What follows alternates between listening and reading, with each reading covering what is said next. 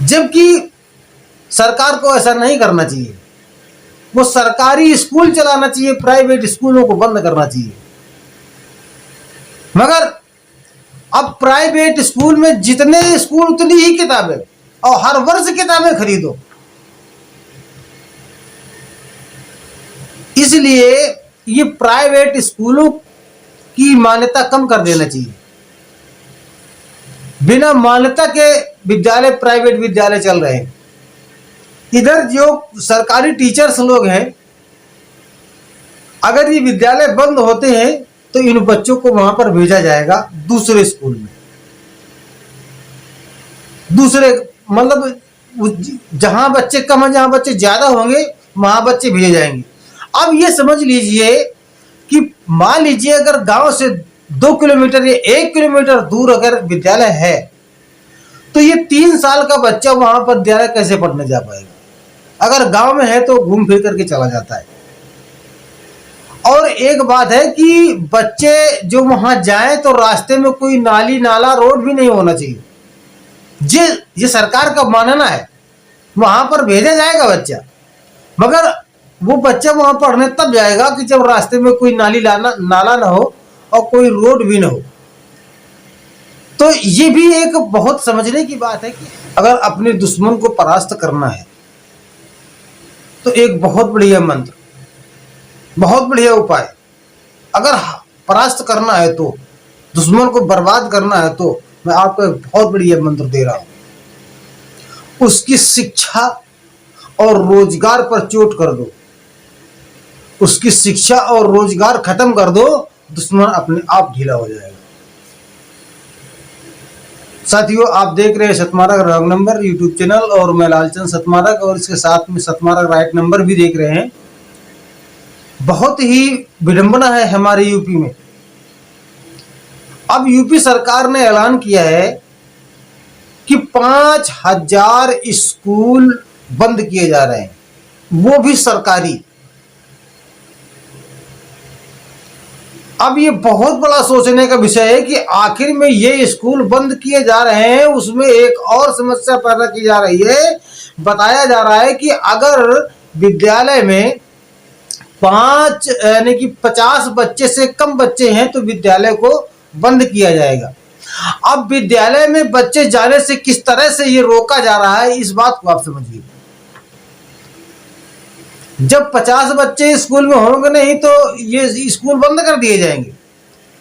अब दिमाग लग रहा है कि बच्चे स्कूल में जाना बंद हो, ये कैसे बंद हो? अब सरकार की तरफ से एक और प्रतिबंध लगता है कि 6 साल से पहले का बच्चा विद्यालय में नहीं जाएगा। 6 साल से पहले का बच्चा विद्यालय में एडमिशन नहीं होगा। तो अब ये बताइए कि अब बच्चा जैसे ही 2 साल का होता है, 3 साल का होता है बच्चा, तो वो सब कुछ जानने लगता है। तो माता पिता समझने लगते हैं कि अब बच्चे को मुझे विद्यालय भेजना चाहिए, स्कूल जाना चाहिए इसको। अब 6 साल से पहले के बच्चे का वहां पर एडमिशन नहीं लिया जाता तो वो बच्चा कहां जाएगा, क्या करेगा? प्राइवेट जाएगा। तो जब उस बच्चे को प्राइवेट में भेज दिया गया तो उसका पढ़ाई का जो सिस्टम है प्राइवेट में शुरू हो गया, और वो बच्चा प्राइवेट में पढ़ने लगा। अब जब वो बच्चा पढ़ाने प्राइवेट चला गया तो सरकारी स्कूल बच्चा कैसे जाएगा? नहीं जाएगा।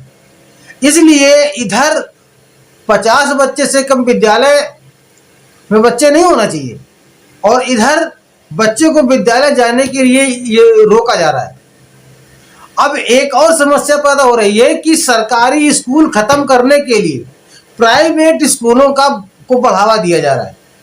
बहुत से तमाम सारे ऐसे स्कूल हैं जिनका जो तो कोई वजूद नहीं है, कोई मकसद नहीं है, कोई रजिस्ट्रेशन नहीं है, वो केवल बस चल रहे हैं और उनको बढ़ावा दिया जा रहा है। तो ये भी एक बहुत बड़ा, ये गरीब समाज के लिए एक बहुत बड़ा पत्थर है, गरीब समाज के लिए एक बहुत बड़ा एक कारण है, गरीबों को बर्बाद करने के लिए। विद्यालयों में और प्राइवेट विद्यालयों में इतनी बड़ी महंगाई हो चुकी है कि गरीब आदमी को विद्यालय पे ले जाना एक बहुत बड़ी बात हो गई है। साथियों, अगर ये विद्यालय बंद होते हैं तो हमारे गरीब तबके के बच्चों का हाल क्या हो, और वो कैसे पढ़ा पाएंगे अपने बच्चों को, जबकि सरकार को ऐसा नहीं करना चाहिए। वो सरकारी स्कूल चलाना चाहिए, प्राइवेट स्कूलों को बंद करना चाहिए। मगर अब प्राइवेट स्कूल में जितने स्कूल उतनी ही किताबें, और हर वर्ष किताबें खरीदो। इसलिए ये प्राइवेट स्कूलों की मान्यता कम कर देना चाहिए। बिना मान्यता के विद्यालय, प्राइवेट विद्यालय चल रहे हैं। इधर जो सरकारी टीचर्स लोग हैं, अगर ये विद्यालय बंद होते हैं तो इन बच्चों को वहां पर भेजा जाएगा दूसरे स्कूल में, दूसरे मतलब जहां बच्चे कम हैं, जहां बच्चे ज्यादा होंगे वहां बच्चे भेजे जाएंगे। अब ये समझ लीजिए कि मान लीजिए अगर गांव से 2 किलोमीटर या 1 किलोमीटर दूर अगर विद्यालय है, तो ये 3 साल का बच्चा वहां पर विद्यालय कैसे पढ़ने जा पाएगा। अगर गांव में है तो घूम फिर करके चला जाता है। और एक बात है कि बच्चे जो वहां जाए तो रास्ते में कोई नाली नाला रोड भी नहीं होना चाहिए। ये सरकार का मानना है, वहां पर भेजा जाएगा बच्चा, मगर वो बच्चा वहां पढ़ने तब जाएगा कि जब रास्ते में कोई नाला ना हो और कोई रोड भी ना हो।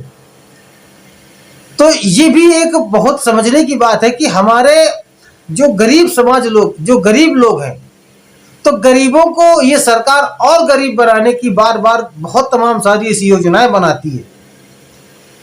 और जब हमारा बच्चा पढ़ लिख नहीं पाएगा तो जाहिल और गवार तैयार होगा, वो अपनी बात नहीं कह पाएगा, हिंदू राष्ट्र घोषित नहीं कर पाएंगे। क्योंकि जो पढ़ेगा लिखेगा वो अपनी बात को उठाएगा, अपनी बात को कहेगा। आज देख रहे हैं हमारे उत्तर प्रदेश में कितना बड़ा भ्रष्टाचार फैला हुआ है। कोई भी मतलब रोक ठोक के लिए सारा कोई कानून ही नहीं बन पा रहा है, और ज्यादातर जो गलत अताताई लोग हैं, जो अन्यायी लोग हैं, उनको साथ दिया जा रहा है। अभी इटावा में यादवों के ऊपर वो यादव लोग कथा कहने वाले लोग थे, भागवत कहने वाले लोग थे।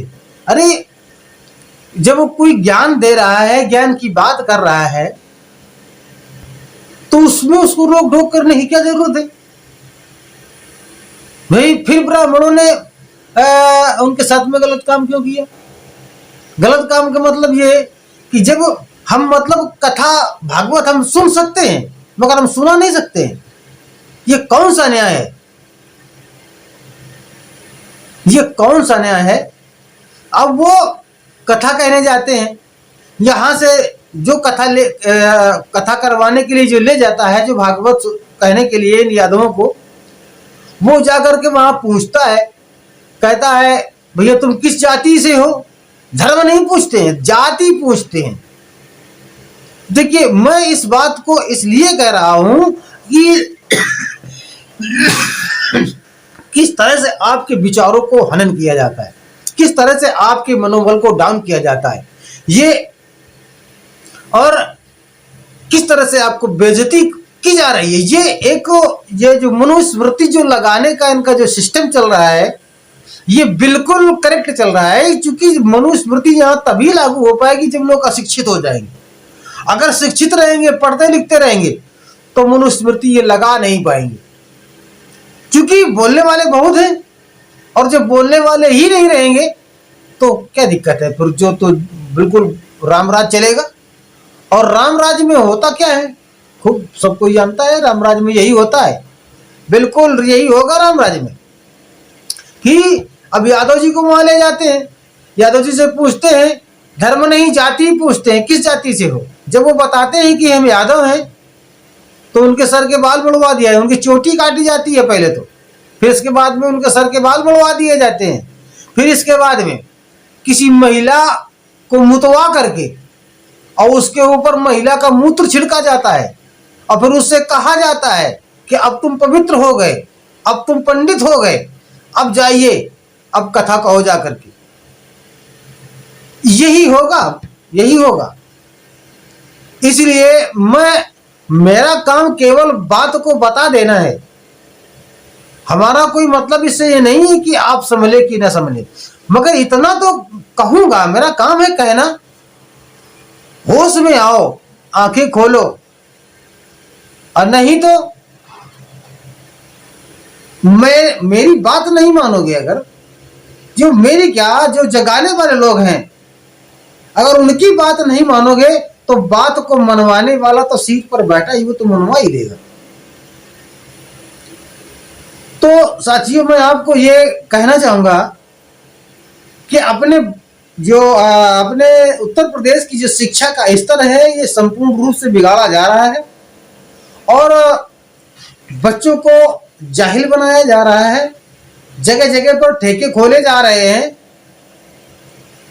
हर 1 किलोमीटर पर, हर गांव पे ऐसा प्राविधान है कि हर गांव पे एक ठेका खोला जाना चाहिए और गांव के विद्यालय बंद किए जाने चाहिए। ये कितनी बड़ी विडंबना है कि बच्चे विद्यालय नहीं जाएं, ठेका जाएंगे। जब ठेका जाएंगे तो बच्चे जो विद्यालय जाते हैं तो विद्यालय से बच्चे डॉक्टर और इंजीनियर बनकर के निकलते हैं, और जब व्यक्ति जब ठेका जाएगा तो वहां से जाहिल और गंवार राक्षस बनकर के निकलता है। तो ये सरकार यहाँ की इंसान डॉक्टर इंजीनियर नहीं पैदा करना चाहती है। ये सरकार गंवार जाहिल बनाना चाहती है, राक्षस पैदा करना चाहती है, राक्षस तैयार करना चाहिए। उसको पता है कि विद्वान कहां पर बनते हैं, उसको पता है राक्षस कहां पर पैदा होते हैं। इसलिए मेरे प्यारे साथियों, इस वीडियो को ज्यादा से ज्यादा लोगों तक पहुंचाइए और लोगों को समझाइए, बताइए कि विद्यालय नहीं बंद होना चाहिए। मैं आप लोगों से जानकारी, कमेंट में जानकारी चाहूंगा कि आप लोग ये बताइए, क्या आप विद्यालय बंद करवाना पसंद करते हैं? आप ठेका जाना पसंद करेंगे? इसलिए मेरे प्यारे साथियों, जय भीम, नमो बुद्धाय।